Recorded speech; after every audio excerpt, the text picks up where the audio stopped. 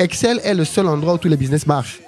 Tu prends 1 million de pauvres, ensemble, ils font pas un riche. Oh, c'est pas aussi simple que ça. Moi, je suis pas totalement d'accord. Si tu veux. Mais ok, j'entends. Il se trouve qu'aujourd'hui, je ne connais personne.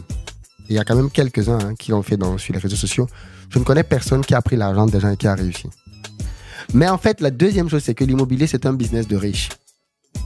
Tu fais pas l'immobilier quand tu n'as pas d'argent.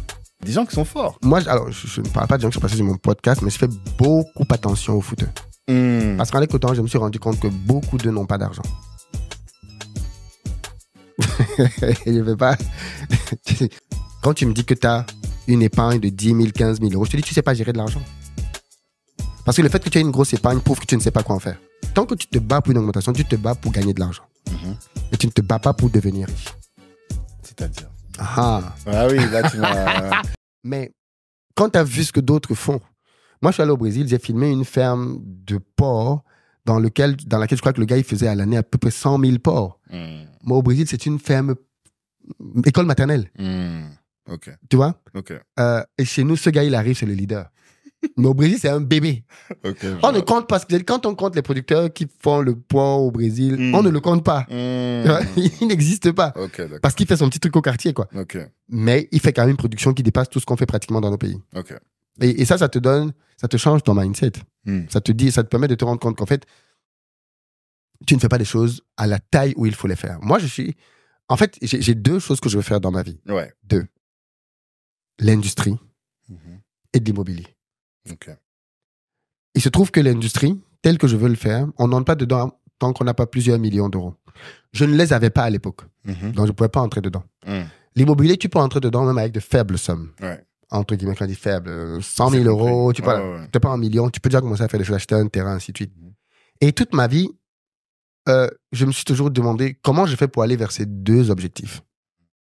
J'ai commencé l'immobilier en France, acheter des immeubles de rapport. Ça me permettait de mettre un pied dedans. Quand je suis arrivé en Côte d'Ivoire, j'ai commencé à faire de la promotion immobilière. Ça me permet de mettre un pied dedans. Mais en fait, moi, ce que je veux vraiment faire après, c'est avoir de beaux bâtiments et faire de la promotion immobilière. Comme ici, Vinci, Bouygues et tout le monde construire des immeubles et vendre des appartements. Construire des maisons, les revendre pour répondre à un vrai besoin dans nos pays qui est celui du manque de logements décents. Donc ça, c'est vraiment quelque chose... qui me tient à cœur. Mais en fait, la deuxième chose, c'est que l'immobilier, c'est un business de riches. Tu fais pas l'immobilier quand tu n'as pas d'argent. L'immobilier aussi? Parce que tu as dit ça d'abord sur l'industrie. Mais l'immobilier aussi? L'immobilier aussi à un certain niveau. Ok. Parce qu'en fait, si tu veux faire une opération de promotion immobilière, ça parle tout de suite en milliards, à moins que tu veux faire comme moi. Moi, j'ai commencé avec de petites opérations. Parce que mes opérations, c'est quoi? J'achète une parcelle de 1000 mètres carrés. Je la subdivise en 4 lots de 250 mètres carrés. Je construis 4 maisons dessus. Une opération comme ça peut me coûter 300 000 euros. Ouais. Tu vois? Mais ça, c'est des sommes que je peux gérer avec mon épargne, qui aujourd'hui, avec les années, est devenue conséquente. Donc, à la limite, je peux faire ça. C'est pas insurmontable. C'est pas insurmontable. Mais tu vois bien que tu es sur 300 000 euros pour 1000 mètres carrés. Et tu n'as fait que 4 maisons. Tu vas pas changer tu changes pas. Mais pourtant, ce qui est surprenant, c'est quand même, regarde, t'as 1 million d'abonnés. Oui. Donc, voilà. 1 million d'abonnés, c'est combien de personnes qui te regardent? C'est beaucoup plus d'1 million. Oui. Donc, t'as une communauté qui est énorme. Oui. Et en plus, on te voit, si on prend ne serait-ce que le podcast Question d'argent. D'ailleurs, j'ai dit à Moulay, j'étais pas d'accord avec le titre. Pour moi, c'est juste une question d'argent? C'est trop long? Ouais. Okay. On trouve un truc, moi, cash talk. Ok. Mais bon. Ça, j'avais dit à Moulay, parce que c'est lui qui t'a proposé ce titre-là, et je lui ai dit, il a pas bien peut-être pour la 3e saison, on va changer. Hein. Je te propose. Parce que finalement, la marque, ça perd en marque, tu vois, je trouve. Mais bon, bref. Et donc, dans ce podcast-là, tu interviews que des gens qui font de l'argent, tu vois. Donc, ça veut dire qu'aujourd'hui, tu as un réseau, au-delà de ton écosystème, tu as un réseau de personnes. Et qu'est-ce qui vous empêche de vous mettre ensemble, de dire, aujourd'hui, on crée une ville comme Econ, tu vois? Oui. Peut-être que c'est l'envie. Et peut-être parfois, on se dit pas, mais c'est peut-être la vision. Est-ce que c'est parce que moi, j'ai fini par comprendre que on ne s'associe pas à tout le monde. Ça, c'est vrai. C'est pas parce que 2 personnes ont de l'argent qu'elles doivent marcher ensemble. Non, parce que c'est d'abord une question d'affinité, de feeling, de valeur. Parce que dans un projet, si vous faites pas gaffe, le projet va vous diviser. Il va vous séparer. Vous allez sortir de là, votre amitié va sortir de l'embout. Je dis toujours aux gens que si vous voulez préserver votre relation, excluez les questions d'argent là-dedans. Ne mettez pas l'argent au milieu de vos relations parce que ça va vous faire complètement perdre la tête. Ouais, c'est pas tout le monde qui est... Moi, je suis le premier réticent à m'associer aux gens. Je m'associe aux gens quand je sais que on est au-dessus de ça, tous les deux. Au-dessus de l'argent, tu veux dire? Au-dessus de l'argent. Et c'est pas le cas avec beaucoup de gens. Je suis d'accord. Après, la question que je me pose, c'est aujourd'hui, tu as des dispositifs qui permettent de investir ensemble sans s'aimer, sans rien, tu vois. T'es là, mets de l'argent, t'as une rentabilité de X, et puis comme quand on achète des actions aujourd'hui, tu vois, on achète des mais actions, c'est pour ça que je dis, ça commence à se faire. Hein. C'est pour ça que je fais de la promotion immobilière. C'est-à-dire la promotion immobilière, je préfère construire un immeuble et te dire, investis 1 million d'euros dedans, prends 5 appartements, voilà la rentabilité que ça va te faire tous les mois. Je peux faire ça, plutôt que de te dire, viens, on se met ensemble, on va construire l'immeuble ensemble. Parce que l'une des leçons que j'ai apprises de mon mentor et qui m'a beaucoup aidé, et dans laquelle je pense que beaucoup de gens tombent, c'est de dire que un entrepreneur, un vrai, ne va pas chercher son agent, c'est des particuliers. Non. Un entrepreneur va chercher son agent à la banque. Ça veut dire que tu dois te structurer pour que la banque te dise oui. Et peu importe le particulier que tu prends, même Cristiano Ronaldo, il ne pas te financer comme une banque pourrait le faire. Ça, c'est vrai. Parce que c'est pas son métier. La banque, c'est son métier. Il se trouve qu'aujourd'hui, je ne connais personne. Il y a quand même quelques-uns qui l'ont fait sur les réseaux sociaux. Je ne connais personne qui a pris l'argent des gens et qui a réussi. Mais tous les gens dont tu parles, par exemple, le Brésil, on va prendre. Oui. Moi, j'ai pas étudié, mais peut-être que tu as étudié le sujet. Comment ces propriétaires terriens se sont constitués comme ça en des grands patrimoines? Est-ce qu'ils se sont pas unis à un moment ou à un autre? Non. L'alliance de deux faibles fait deux faibles. Non. Ben si. T'as pas vu sur le drapeau de Haïti, il y a marqué l'union fait la force? Oui, mais l'union de qui? L'union de 100 faibles. Tu prends 100 pauvres ensemble, ils font pas un riche. Tu prends 1 million de pauvres ensemble, ils font pas un riche. Oh, c'est pas aussi simple que ça. Moi, je suis pas totalement d'accord. Si tu veux. Mais ok, j'entends. Non, c'est l'union des forts qui fait plus fort. Ok, d'accord. Et il faut apporter cette précision. Mais si c'est juste l'union pour l'union, non. Mettre les gens ensemble ne va pas faire... Mais là, on parle de personnes qui sont fortes. Quand je parle juste des gens qui sont sur ton podcast, je vois les footeux, les gens... Il y a des gens qui sont forts. Moi, alors, je ne parle pas de gens qui sont passés sur mon podcast, mais je fais beaucoup attention aux footeux. Parce qu'en l'écoutant, je me suis rendu compte que beaucoup d'eux n'ont pas d'argent. Je ne vais pas... Moi, je dis... Qu'est-ce que tu C'est vrai. Beaucoup de footballeurs n'ont pas d'argent. Mauvaise gestion financière. Bien sûr, complètement. Oui. Complètement. Ils vivent un train de vie qu'on n'imagine pas, qu'on ne soupçonne pas. C'est vrai. Et ils vivent comme si l'argent n'allait jamais finir. Et le jour que l'argent finit, la dégringolade est brutale. L'un d'eux me disait, parce que pour le coup, pour Back to Africa, je veux créer un espace VIP dans lequel mon idée, c'était de prendre tous les artistes, les footballeurs, là, qui sont tous millionnaires, là, pour qu'ils viennent à Back to Africa. Et je leur propose justement, au travers d'entrepreneurs que je connais, des business sérieux de bonne rentabilité. Ben oui. C'est ce que je veux faire. Okay. Et donc, je dis à un des footballeurs, et invite tes potes, invite ton réseau. Il me dit, ok, d'accord, tu veux qui? Je lui cite des noms, ouais, tel. Les gens qu'on a tous vus à la télé. Il dit, ok, d'accord, je vais leur demander. Un mois après, je le relance. Bon, c'est comment? Tu as eu les gars? Il me dit, mais les gars disent qu'il faut que tu leur payes le billet d'avion. Je dis, mais est-ce que tu as bien compris? Non, ça, c'est autre chose. Attends. Ok. Attends, je pas fini. Ok. Je lui dis, mais attends, c'est pas ça que je... Comment ça s'appelle le billet d'avion? Il me dit, en fait, c'est que quand les gars ne sont plus en carrière... Ah, tu parles d'anciens footeux? Oui. Ok, d'accord. Ils ne sont plus liquides. Okay. Donc, ils n'ont plus d'argent. Mais c'est des footeux qui ont terminé il y a 2-3 ans. Pas des footeux qui ont terminé il y a 10 ans. Et ça nous a permis d'entrer dans une discussion très transparente dans laquelle il m'avoue que beaucoup de footeux rentrent en Afrique. Pas parce qu'ils aiment l'Afrique, c'est parce qu'ils ne peuvent plus vivre ici. Ils n'ont plus les moyens de vivre le rythme de vie qu'ils vivaient en Europe. Ouais. Donc, ils vont en Afrique maintenant. C'est tous des compatriotes, des patriotes qui aiment le pays comme tout. Mais à la base, c'est parce qu'ils n'ont plus d'argent pour maintenir leur rythme de vie en Europe. Et comme ils ne vont jamais venir devant les caméras parce qu'ils ont une image à maintenir pour dire ce genre de réalité, ils vont continuer d'entretenir le mythe de footballeurs qui ont de l'argent. Mais je connais très peu de footballeurs. Moi, j'ai fait une émission dans laquelle je disais qu'il y a une grosse différence entre gagner de l'argent et être riche. Et le problème de beaucoup de gens, c'est qu'ils courent derrière l'argent, pas derrière l'enrichissement. Tu peux être DG de Total, gagner beaucoup d'argent, comme un footballeur, gagner beaucoup d'argent et ne pas être riche. Oui, d'accord. Et c'est le piège dans lequel beaucoup de gens tombent. Et d'ailleurs, tu verras que beaucoup de gens, qu'est-ce qu'ils font? Ils se battent pour avoir des augmentations de salaire. Tant que tu te bats pour une augmentation, tu te bats pour gagner de l'argent. Et tu ne te bats pas pour devenir riche. C'est-à-dire? Ah oui, là, tu m'as... Ben, gagner de l'argent, c'est avoir un revenu. Ouais. Okay? Ça peut être le revenu de ton activité, ça peut être... Voilà.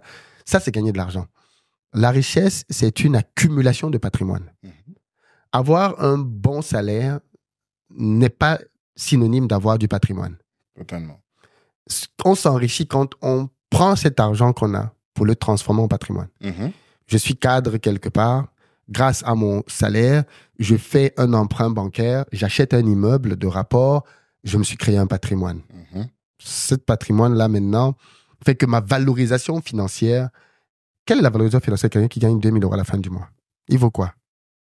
Pas grand-chose, voilà. Il a tout dépensé. Par contre, dès qu'il a une maison, son patrimoine, maintenant, c'est la valeur de sa maison. Ça, c'est ce qui est très bien en France, c'est que on te valorise sur la base de tes actifs à la revente. C'est-à-dire que tu peux avoir mis, je sais pas moi, 5 000 €, mais si tu as acheté une maison qui vaut 500 000 € avec un crédit de 495 000, on considérera que ton patrimoine est de 500 000 €. C'est vrai. Donc, à partir de là, tu comprends donc que l'enrichissement, c'est l'accumulation de patrimoine.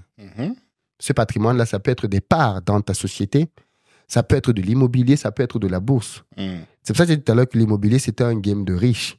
Parce qu'en fait, on se lance dans l'immobilier quand on veut diversifier de l'argent que l'on a d'une source qui est très rentable.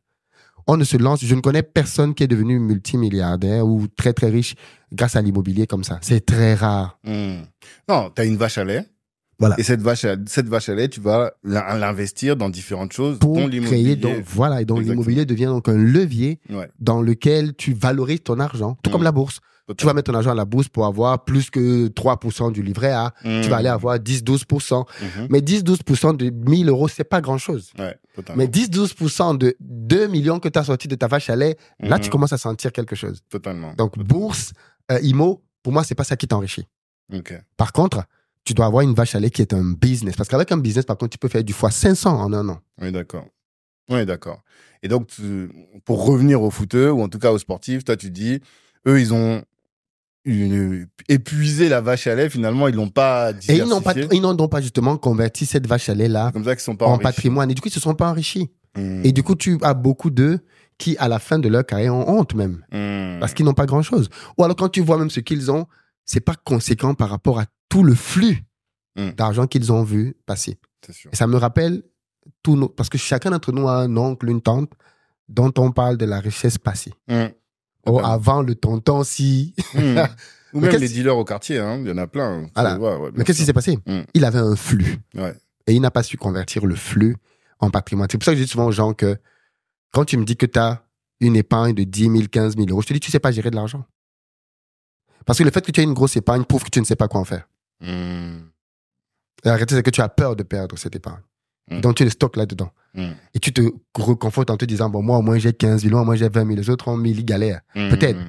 Toi, tu sais épargner. Eux, ils savent pas épargner, mais tu sais pas gérer de l'argent. Parce que savoir gérer de l'argent, c'est savoir gagner, épargner et transformer, multiplier. Il faut savoir faire ces 3 choses. Et les plus brillants d'entre nous savent faire 2. Gagner, généralement au travers d'un salaire, et épargner. Mais ils savent pas le multiplier. Or, c'est dans la multiplication de l'argent que tu as une vraie compétence de gestion de finances. Il faut savoir multiplier de l'argent. Si tu me donnes 1 milliard aujourd'hui, je sais comment le transformer en 10. Nous devons absolument apprendre à valoriser notre patrimoine. Qui possède des baskets Nike? Qui possède un téléphone Apple? Qui possède un sac de Louis Vuitton? En 2024, une société qui n'est pas malade ne se contente pas de posséder uniquement les produits, mais elle possède aussi des actions. Est-ce que vous savez combien ces boîtes-là ont distribué de dividendes à leurs actionnaires? Nike, 2 milliards. LVMH, 7 milliards.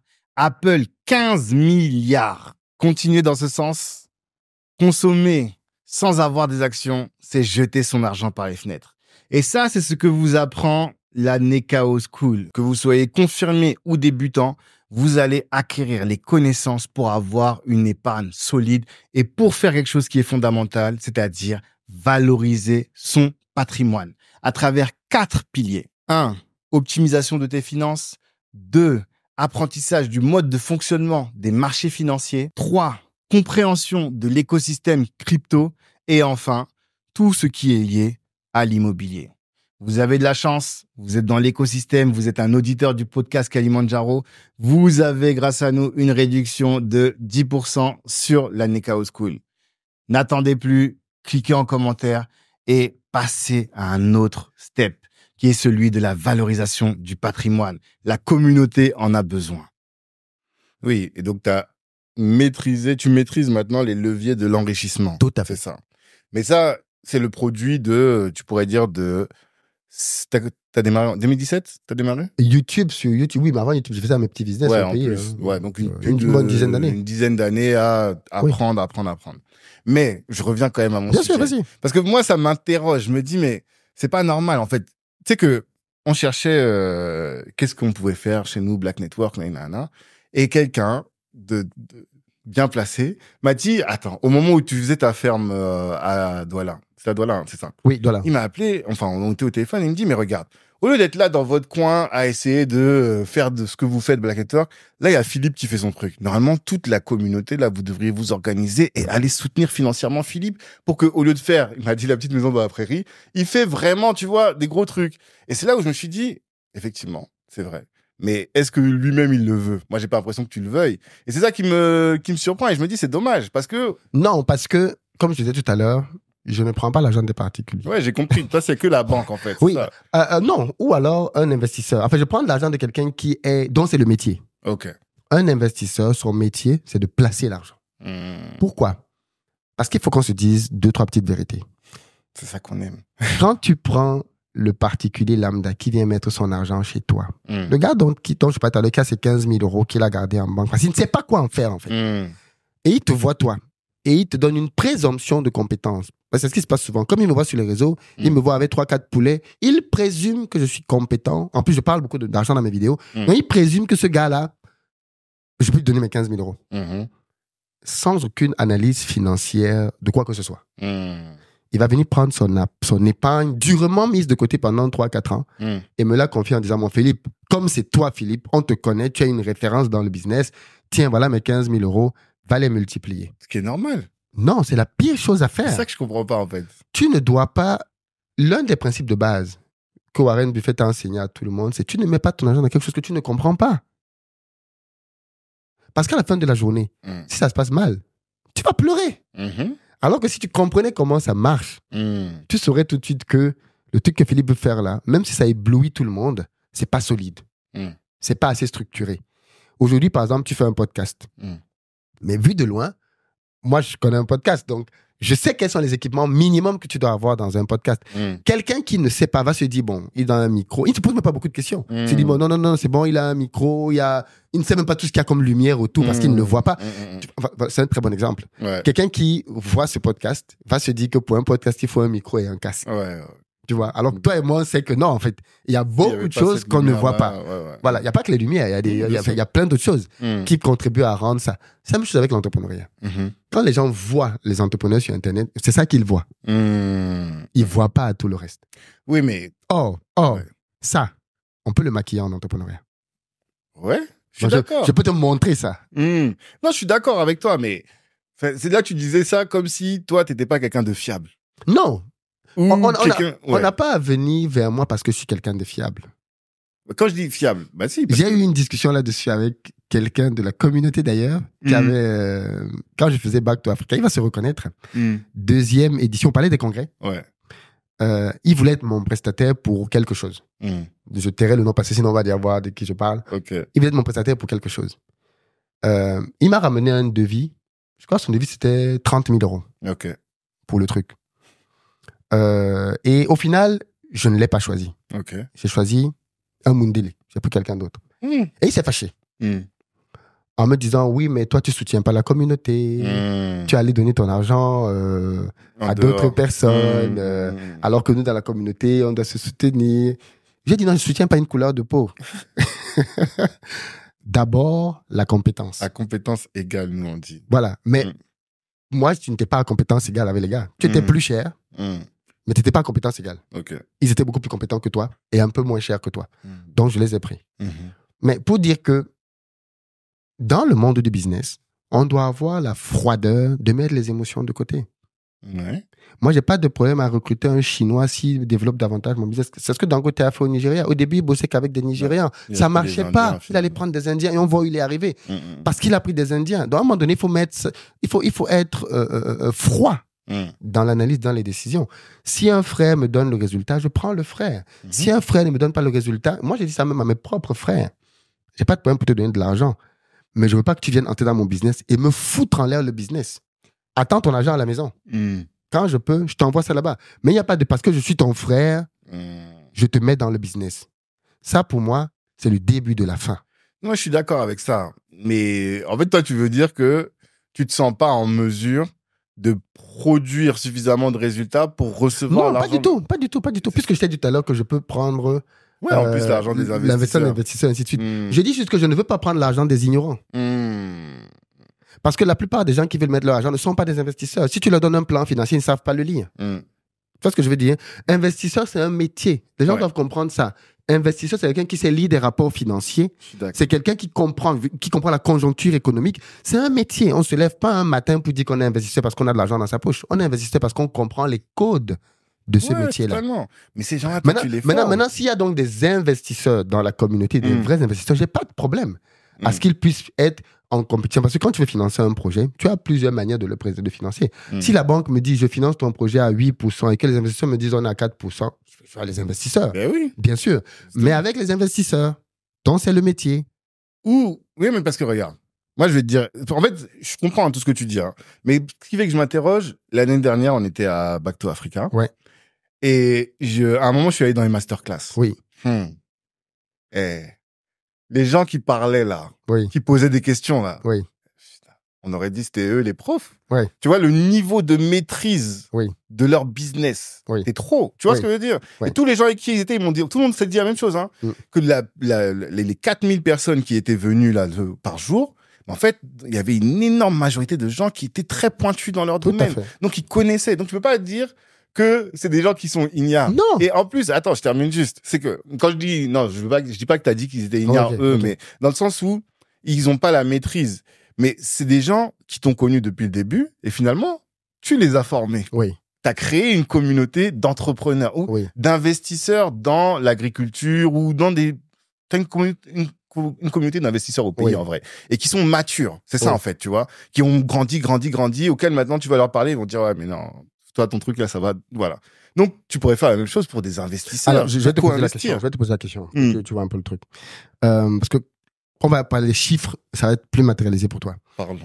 Là, je suis sur le point de lancer ma première usine. Ok. Parce que pour le coup, là, je commence à être en taille où je vais pas aller toucher ce genre de business. Ok.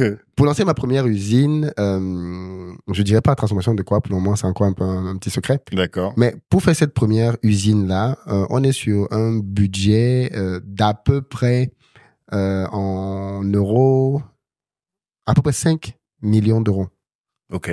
C'est le budget dont j'ai besoin. Tanguy. Les gens vont me donner combien? Tu veux que je commence à prendre les gars qui ont 5 000 euros? Non, qui ont 5 10 000 millions, euros? c'est pas insurmontable, franchement. Non. Pour combien de personnes? Tu veux que j'ai un board avec 500 personnes? Non, mais... Combien? Moi, j'ai des gens là qui ont levé des 10, 15 millions dans la communauté. Oui, mais auprès de qui? Non, mais je te parle de monsieur et madame tout le monde. Oui, tu vois? Ok, d'accord, c'est ce que je dis. Donc, monsieur et madame tout le monde, allez mettre l'argent dedans. Si monsieur et madame tout le monde avaient demandé, tu l'aurais dit non. Ne faites pas. Parce qu'en fait, c'est ce que je t'explique tout à l'heure, c'est que, en fait, ça me permet d'entrer dans un truc dont j'ai beaucoup parlé sur ma chaîne. C'est pour ça que je suis très... Tu sais, un verset biblique dit que la réputation d'un homme vaut tout. Ah, je suis d'accord. Et tu vois, j'ai pas envie de risquer ma réputation pour des sommes qui n'en valent pas la peine. Et même pour peu importe la somme d'ailleurs. Pourquoi je te dis ça?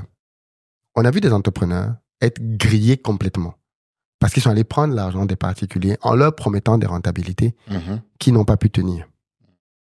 Internet est sans pitié. On a retenu que toi, tu as pris l'argent. Maintenant, les gens disent que c'est un voleur. Il a volé l'argent des gens. Alors que le pauvre gars a peut-être pris l'argent. Il a réellement essayé de mettre dans le projet. Mais ça n'a pas eu les résultats qu'il avait sur Excel. Parce que la réussite sur Excel est le seul endroit où tous les business marchent. C'est vrai. Sur Excel, tous les business marchent. Tu es toujours rentable sur Excel. Dans la vraie vie, non. Et aller prendre donc l'argent des gens pour aller lancer une activité. Je vais te prendre un cas que tu vois à quel point ce sujet-là est pertinent. Là, pour Back to Africa, Bertin Thiofo, mon mentor, il a lancé une série de boulangeries à la farine de manioc au Cameroun. Je lui ai dit, mais Bertin, franchise ça. Écoute ma naïveté. Je lui ai dit, Bertin, mais franchise ça. Chacune de tes boutiques te génère par jour plus de 1500 € de chiffre d'affaires. Franchise ça, et comme ça, tu permets aux gens de la diaspora, parce que tu as envie d'envahir rapidement le Cameroun pour aller après en Centrafrique. Et avec mon audience, on peut faire ça rapidement. Bertin réfléchit, me dit non. Je veux pas franchiser. Parce que si je franchise, ça veut dire quoi? Parce que franchiser, c'est McDonald's. Ouais, totalement. Il me dit non. La franchise, c'est pas la bonne solution. La bonne solution, ce serait que on aide les gens à lancer des boutiques et on se positionne comme un fournisseur privilégié pour leur donner tout ce dont ils ont besoin. Ils seraient maintenant plutôt comme des boulangeries et des épiceries, mais pas des franchisés, qui sont libres de prendre chez nous ou de prendre ailleurs. Je dis, mais pourquoi ce niveau de prudence? Et parce qu'une fois que tu as franchisé quelqu'un, tu lui as donné ton nom. Ah, et il peut faire n'importe quoi avec. D'un, il peut faire n'importe quoi. Mais de deux, il peut ne pas avoir la rentabilité que tu lui avais vendue. Pourquoi? Parce que quand quelqu'un vient prendre la franchise de McDonald's, McDonald's lui montre des chiffres. McDonald's lui dit, voici ce que les boutiques McDo font. Bien sûr. Et donc, sur cette base-là, donne-moi 1 million d'euros pour être franchisé McDonald's. Tu donnes 1 million d'euros. Et ensuite, McDonald's, tu sais que c'est l'immobilier. Il te dit, voici le local. Tu payes tel loyer, on te met les éléments et tu commences à travailler. Et les chiffres suivent. C'est McDonald's, avec l'expérience qu'ils ont, ils ne te mettent pas à n'importe quel endroit. Ils savent, voilà, ils ont quadrillé les pays. Et les chiffres suivent. Mais si Bertin fait ça, et il te dit, bon, c'était 1000 ou 2000 € jour. Le gars dans la diaspora, il calcule 2000, ça fait 60 000 € le mois. Chérie, on déménage, on va s'installer au Cameroun. Là, on a le deal du siècle, on peut en ouvrir 10.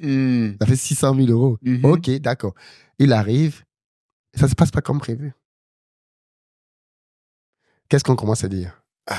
Le mec, il n'a pas tenu sa parole. Le mec, en fait, il privilégie ses propres boutiques. Et il ne nous... Tu vois ce que je veux dire? Il y a des risques, Voilà. Et le problème, c'est que, comme les gens, la plupart du temps, n'ont pas le niveau de maturité qui fait qu'ils comprennent ça, ça se passe mal. Ça se passe mal en général. Et donc, ce que je dis, moi, c'est... Je dis pas qu'il faut pas se mettre ensemble. C'est pas ce que je dis. Moi, je pourrais faire ça avec Bertin aujourd'hui, mais je connais depuis des années, je connais son mindset. Et s'il fait un business avec moi, il va pas aller faire un business où il va miser tous ses sous, il va faire un business où ça marche, c'est bien, ça marche pas, bof. Tu vois? Et moi, c'est ce que je dis toujours, c'est un principe de base. N'investis pas une somme qui, si tu la perds, tu es mal. Investis toujours une somme marginale. La plupart des gens n'écoutent pas ça. Non. Tu connais le rideau chinois du gars qui... on a vu toutes ces vidéos là, t'as un rideau chinois, enfin t'as un rideau d'un chinois qui est dehors, il met un bonbon, on lui renvoie 2, il met 4 bonbons, on lui renvoie 8. Et à un moment donné, il prend tout, son sac, tout, il met, et le rideau descend et rien ne sort. Et c'est ça en fait, quand le gars va venir, il va se dire, ah ouais, ils disent que si tu donnes, et c'est pour ça que les pyramides de Ponzi marchent.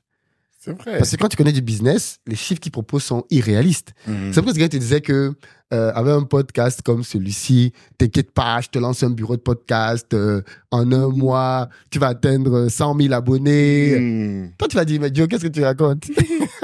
Non, c'est vrai. Mais quelqu'un qui ne connaît pas, il va se dire, oui, il a raison. Et tu vas faire beaucoup de vidéos, chaque vidéo va te rapporter 1 000 €. Et il va faire tous les calculs, comment tu vas devenir millionnaire grâce aux vidéos. Et tu vas venir, tu vas maintenant payer tout le matériel, tu vas commencer. Première vidéo, 10 vues. 3 vues, tu dis, Philippe m'a menti. Voilà. Donc, c'est super important de ne pas... Moi, je préfère échouer et perdre mon argent. Non, mais je comprends. Plutôt que d'engager les gens dans des choses que je ne trouve pas.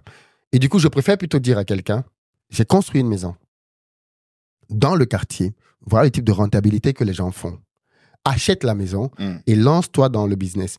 Mais c'est ta maison. Tu gères. Ouais. Mais du coup... Le seul problème dans ça, c'est qu'on va être obligé de faire des petit à petit. Non, pas du tout. C'est difficile de faire grand dans ces conditions. Non. La plupart, c'est ce que je t'ai dit tout à l'heure.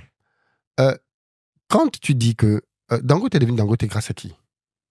Il y a forcément des fonds. Je veux dire, en fait, ce que tu remarques, c'est que quand tu commences à grandir à une certaine taille, en fait, ce que je te dis, c'est que l'une des grosses limites qu'il y a à investir avec les gens, c'est les montants que tu lèves. Quand ce sont des particuliers qui te donnent de l'argent, je connais peu de particuliers qui peuvent venir mettre 1 million d'euros dans un business. Il n'y en a pas beaucoup. Non. Or, quand tu commences à faire, je t'ai dit 5 millions, mais c'est la première étape. Aujourd'hui, je connais des gens qui font des usines à 60 millions. Je dis, quel est le particulier qui va te suivre sur 60 millions? Voilà. À un moment donné, c'est la banque ou les institutions, les fonds, qui, eux, peuvent suivre ce genre de chiffres, quoi. Donc, autant mieux, dès le départ, te structurer pour aller chercher l'argent des professionnels, investisseurs comme établissements financiers. Je pense. OK. Non, j'essaie de faire le parallèle avec les startups parce qu'en fait, dans les startups, au début, tu as les business angels, donc tu as des particuliers et après, tu vas chercher les fonds auprès des gros. Mais même les business angels, c'est déjà des professionnels. La partie avant les business angels, c'est love money. Là, c'est pas des professionnels. Là, c'est des amis, c'est des cousins, tout ce que tu veux. Mais les business angels, c'est déjà supposé être des professionnels. Un petit peu plus. Mais c'est pas encore les institutionnels dont on parle. Non, c'est pas encore des fonds. Mais ce que je veux dire, c'est que toi, mais ça pourrait être. En fait, il y a deux choses. C'est là, toi, ce que tu fais, c'est j'assume pour l'instant les charges moi-même. Parce que immobiliser 300 000 €, c'est énorme. Oui. Tu vois. Donc, t'assumes et tu te dis, je structure, je crée ce qu'en startup on appellerait un POC pour que ce truc-là ensuite puisse me permettre de lever des fonds auprès des institutions. Oui. Ça, c'est ta stratégie, quoi. Oui. Mais regarde, je prends un exemple simple. J'ai accompagné des gens dans mon programme de formation Back to Africa, dans lequel on accompagne les gens à rentrer en Afrique, pour faire de la promotion immobilière aussi. OK. Donc, moi, j'ai construit mes mini-cités avec mes propres fonds. Eux, ils se sont mis à plusieurs pour construire leur mini-cité. OK. Tiens-toi tranquille, leurs mini-cités ne se vendent pas comme escompté. Qu'est-ce qui se passe? Ils t'appellent, ils disent... Ouais. Okay. Heureusement, on n'est pas associés. C'est leur mini-cité. Et j'ai les miennes. On fait un effort marketing pour vendre toutes les mini-cités, mais parce que ce sont leurs mini-cités, tu vois déjà qu'il y a une impatience qui se crée parce que les résultats ne suivent pas comme ils avaient prévu. Tu imagines s'ils m'avaient donné de l'argent en me disant, Philippe, fais les mini-cités et vends et rapporte-nous notre argent. Moi, je dors tranquillement la nuit parce que je sais aussi que j'ai pas ce genre de situation, quoi. Non, je comprends. Mais tu vois, on est toujours en train de se dire, c'est dommage qu'on n'arrive pas à bosser tous ensemble. Non, mais bosser tous ensemble, c'est ce que je dis. C'est quoi bosser tous ensemble? C'est par exemple qu'il faut faire un projet à 100 milliards. J'ai pas les 100 milliards. La banque ne peut pas me prêter les 100 milliards. On se met à 4-5. Chacun de nous, chacun sa banque lui apporte 20 milliards, par exemple. Et on se met donc ensemble. Et en fait, le problème, c'est qu'on n'a pas beaucoup de très hauts revenus dans notre communauté. Des gens qui peuvent te mettre 1-2 millions d'euros, il n'y en a pas beaucoup. Il n'y en a pas beaucoup. Donc, et je dis juste que il faut lever de l'argent. Pourquoi je dis même ça? Parce qu'en fait, ça protège même l'entrepreneur. Bertin m'a dit un jour que quand tu vas déposer un dossier à la banque, il m'a dit, avant même de lancer un projet, tu sais comment j'ai fait pour choisir mon usine? Je suis allé voir une banque, je lui ai dit, je veux lancer tel projet. Ils m'ont demandé le dossier. Tu parles le dossier, tu vas le déposer. Et d'ici la banque sort de là en te disant, oui, on te finance, tu as 80% de chances que ton projet réussit. Parce qu'ils ont des données empiriques que tu n'as pas. Ils ont vu tellement d'autres clients essayer des choses qui ont échoué que tu n'as pas.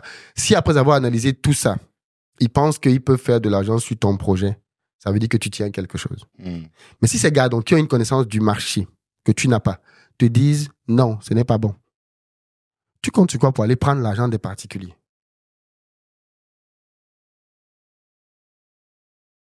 Parce que le professionnel t'a dit, c'est pas bon. Je suis pas rassuré par ton truc, je mets pas d'argent dedans.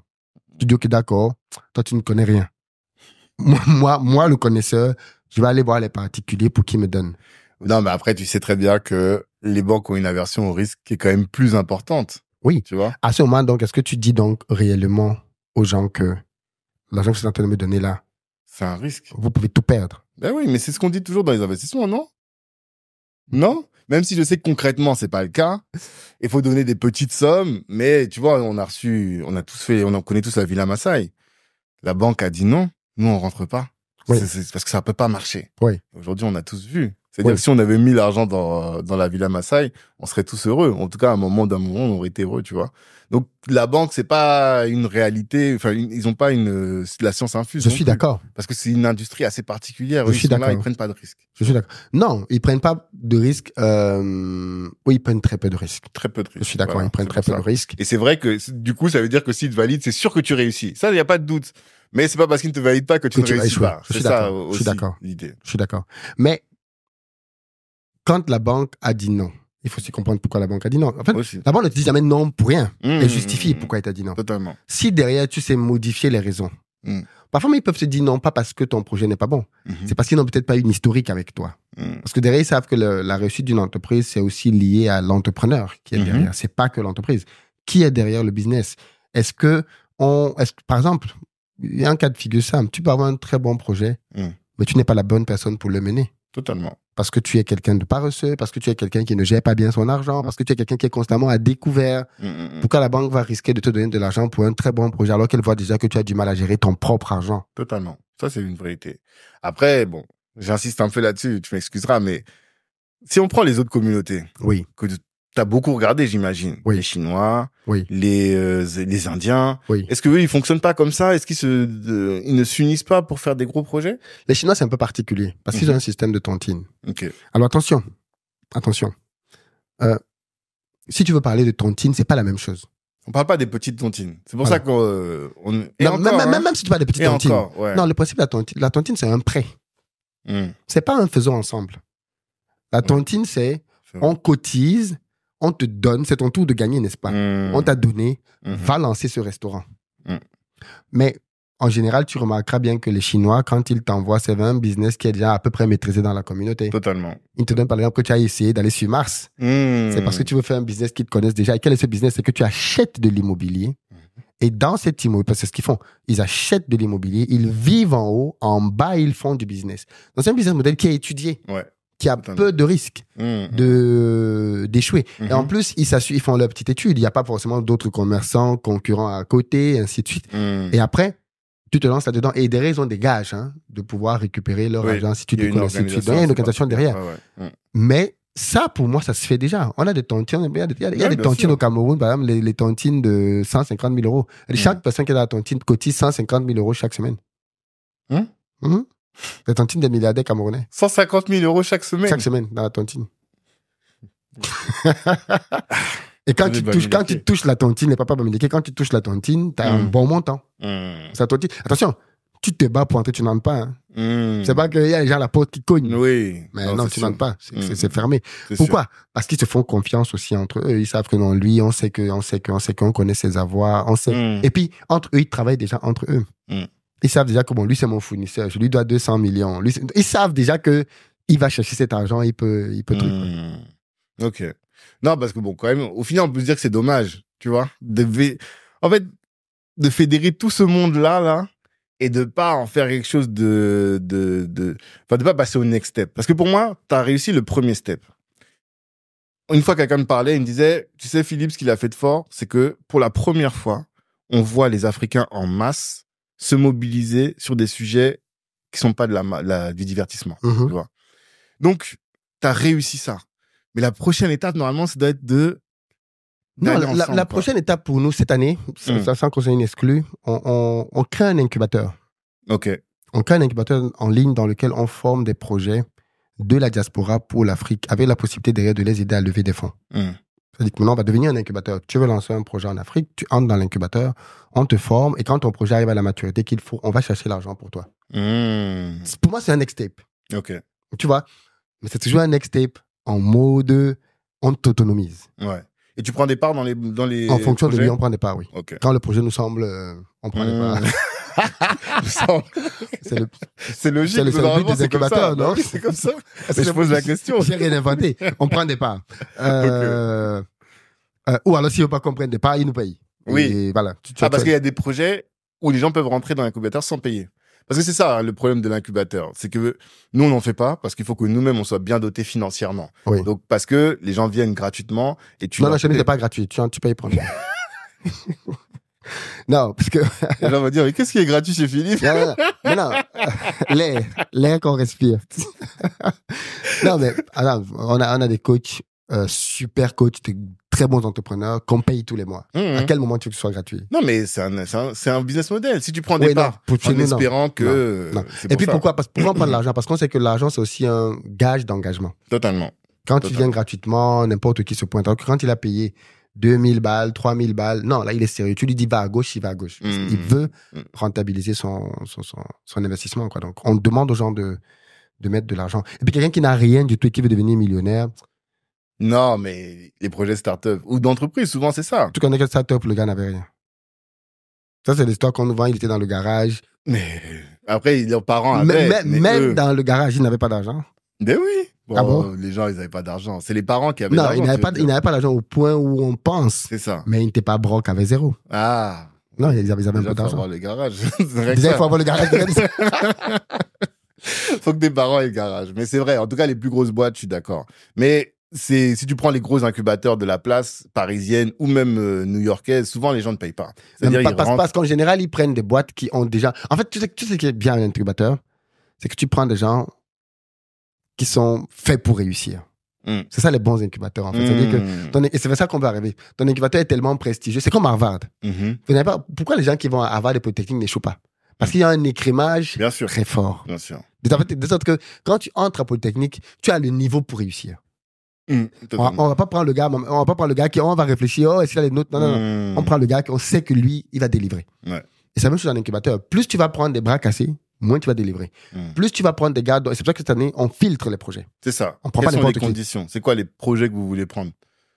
On essaye déjà de prendre des projets qui ont commencé à faire quelque chose. C'est-à-dire, le gars qui vient avec j'ai une bonne idée, non.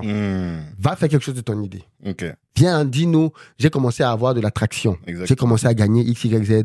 Ok, tu nous intéresses. On peut maintenant voir, est-ce qu'on peut t'aider à accélérer parce que tu n'as pas le marketing, tu n'as pas le réseau, tu n'as pas... Là, on peut t'aider à aller accélérer, on peut te donner de la visibilité, investir au pays. On sait que, en fait, notre point, c'est ça, c'est quels sont les projets qui, si on les expose à la communauté, peuvent exploser. D'accord. Donc, vous avez apporté beaucoup de marketing et de la structuration de la structure. Structuration de projet, oui.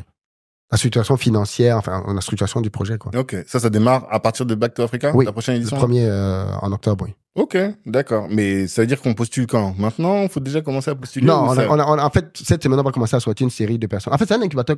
C'était pas un incubateur. Les 2 premières années, c'était une formation qu'on avait qui s'appelle... On a un programme... Back to Africa, ça veut dire 2 choses chez nous. Il faut qu'on scinde ça. Back to Africa, c'est l'événement. Back to Africa, c'est le nom d'un programme de formation qui dure 10 mois. Ouais. Dans lequel on accompagne des gens à lancer des projets en Afrique ou dans la diaspora, mais de la communauté. Et donc, dans ce programme-là, cette année, par exemple, on a des gens... Et cette année, on a un award dans lequel on récompense. Cette année, l'année dernière, on n'a pas récompensé. Cette année, on va récompenser de 15 000 €. Parce qu'on s'est dit, quand tu vas dire 15 000 €, on s'est dit, c'est intéressant. Donc, cette année, on donne 15 000 € aux gagnants. OK. Mais le gagnant, c'est... En fait, c'est ça. Moi, je me suis toujours 15 000 € en espèces ou bien en produits? Non, ça dépend aussi. En fait, on lui donne 3 choses. OK. De la formation, de la visibilité et de l'argent. OK. Et ça doit être un mixte. D'accord. Si tu dis que tu veux 15 000 € dans ta poche, ça m'inquiète quand même. Tu ne veux pas développer ton business. Or, tu dois pouvoir mettre cet argent pour être davantage visible parce que c'est ça qui te donne...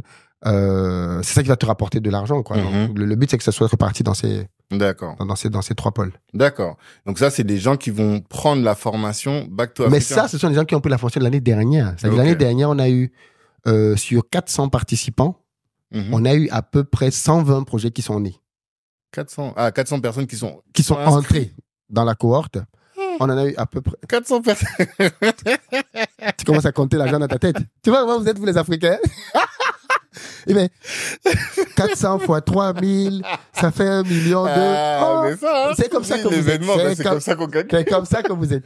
Et les gens sont venus au palais de congrès. C'est ça, on avait vu. Il a mis 4000 personnes, on fait fois 300 le billet, tout le monde a fait le calcul. Bah oui. On s'est dit, Philippe, là, il a la caisse, hein. C'est ça.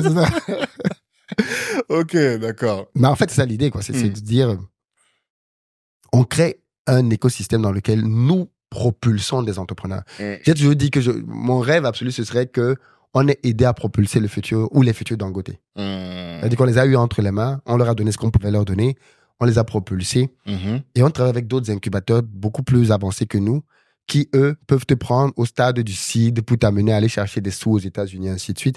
Donc, ça, pour le coup, c'est là que le réseau va être intéressant. C'est qu'on peut, après être passé chez nous, on a validé que tu as un produit qui rapporte vraiment de l'argent, tu es structuré, boum, on peut t'amener. Même si c'est pas des startups.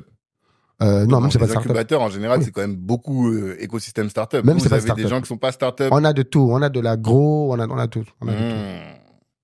Et puis, tout le monde n'a pas vocation à être start-up. Non, bien sûr. Donc, nous, on prend... Mais c'est la thèse En fait, ce qui m'intéresse, c'est la thèse de l'incubateur. L'incubateur, en réalité, c'est pas que de start-up. C'est on propulse des entreprises C'est tout. Ça peut être des startups comme ça peut être des PME. D'accord. Donc, ça, c'est des personnes qui ont déjà fait la promotion de l'année dernière. Oui. Et donc, ceux qui veulent être dans l'année prochaine, donc, on devient un incubateur. Parce que pour nous, incubateur, c'est plus la même chose. Incubateur, ça veut dire que maintenant, on va aller chercher le volet financier. Parce que avant, il n'y avait pas ça. Avant, tu te débrouillais avec tes propres moyens, ainsi de suite. Maintenant, donc, dans la nouvelle formule, on va permettre à des entreprises qui ont atteint le stade où elles peuvent aller chercher de l'argent, d'ouvrir donc maintenant notre réseau d'investisseurs. Et donc, on arrive dans l'autre étape, c'est que ce qu'on va faire, et qui rejoint un peu ce que tu disais tout à l'heure, c'est qu'on va former des gens à devenir des investisseurs. Ah, mais c'est ça, normalement. C'est ça que je te pose depuis tout à l'heure. Parce que je me dis, t'as les gens qui sont là, tu les as formés. Moi, j'ai vu des gens, enfin, pas des gens que je connais, mais j'ai vu des gens qui étaient quand même très pointus. Des gens qui viennent d'Allemagne, qui viennent de ceci, de cela. Je me dis, oh, comment les gens sont devenus pointus comme ça? Et ils ont fait les vidéos. Je sais plus qui m'avait dit ça. Quelqu'un m'a dit déjà avec les vidéos gratuites de Philippe, tu peux déjà te former. Tout à fait. Donc, il y a des gens qui sont formés et si tu ne le fais pas sur l'investissement, c'est que tu ne veux pas le faire. C'est ça que moi, j'avais compris. Mais là, donc, tu me dis, tu vas former des investisseurs. Mais tu vois, il fallait le faire dans un cadre. Maintenant qu'on a un incubateur, qu'est-ce qu'on va faire? On va former des gens pour leur dire, voici les projets. Parce que si tu formes juste des gens pour qu'ils aillent s'en servir au quartier, c'est pas pertinent. Nous, on veut former des entrepreneurs, on les structure pour qu'ils deviennent performants et en face, on leur met des gens qui ont de l'argent. Et là, ça peut être toute somme. 1 000, 5 000, 10 000.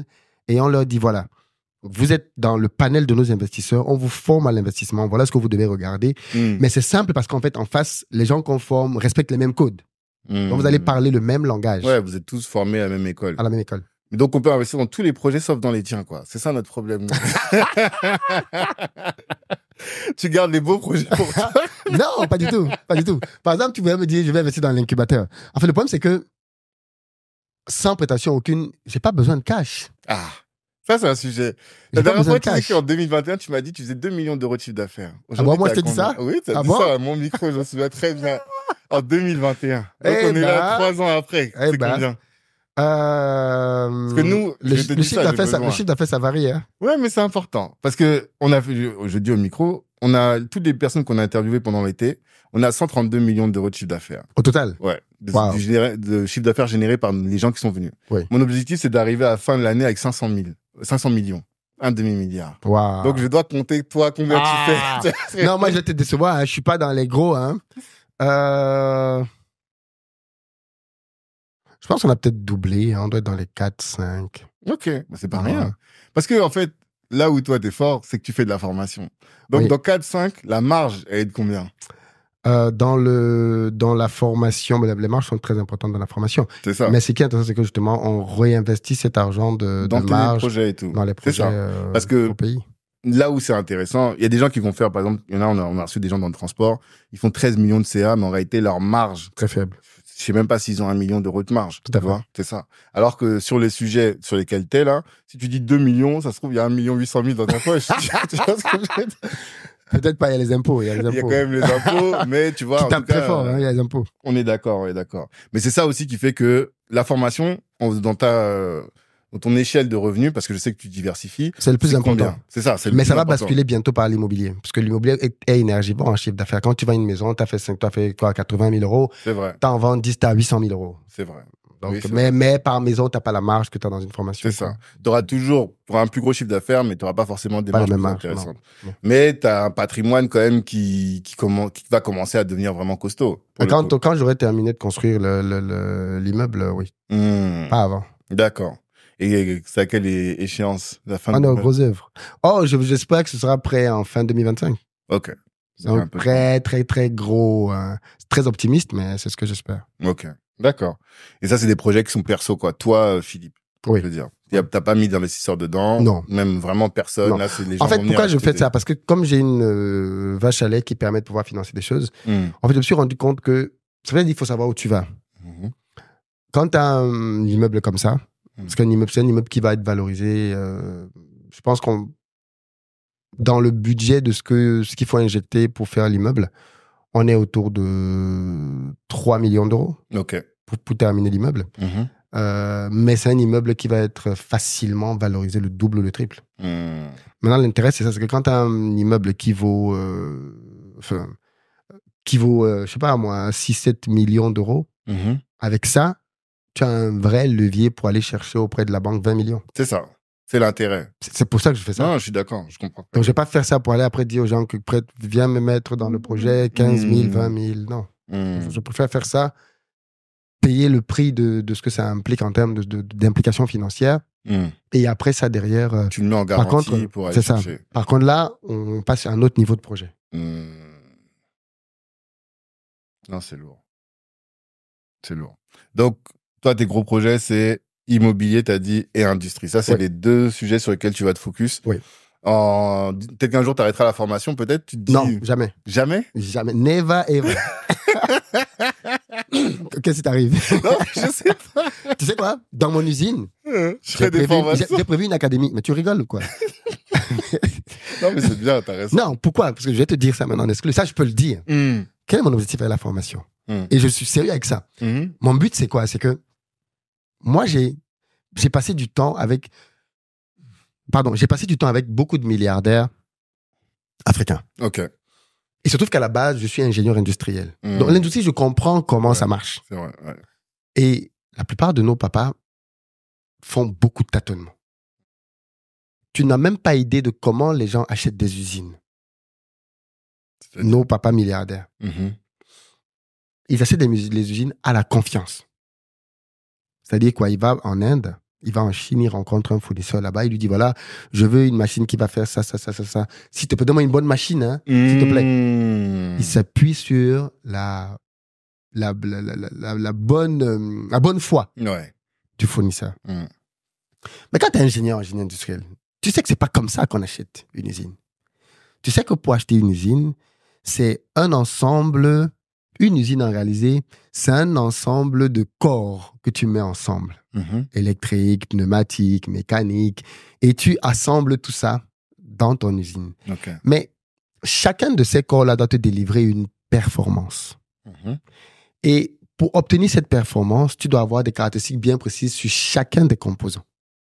Par exemple, moi, j'ai travaillé sur des projets comme la station, la centrale nucléaire de Flamanville et l'EPR en Angleterre. À ce niveau-là, tout est mesuré. Même les boulons. Parce qu'il faut que ce boulon-là puisse résister à une certaine pression qui va circuler dans l'usine.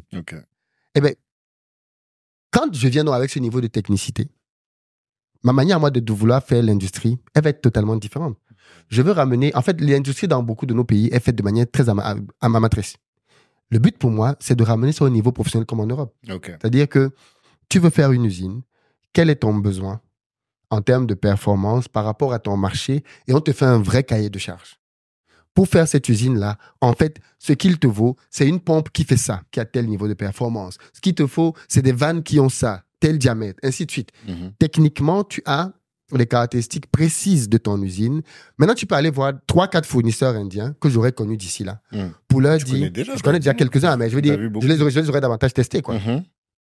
Je veux une savonnerie. Je veux une huilerie, parce que c'est souvent les mêmes usines. Hein. Je veux une minoterie de telle performance, avec telle caractéristique. Donne-moi ton prix. Il entre dans le détail technique, il te fait son prix. Et à la fin, on signe un contrat. Et après, on procède comme je l'ai fait quand j'étais chez Alstom, comme je l'ai fait quand j'étais chez Areva. Même chose. On va visiter le fournisseur, on le suit, on fait de l'expediting, on envoie des inspecteurs, ainsi de suite.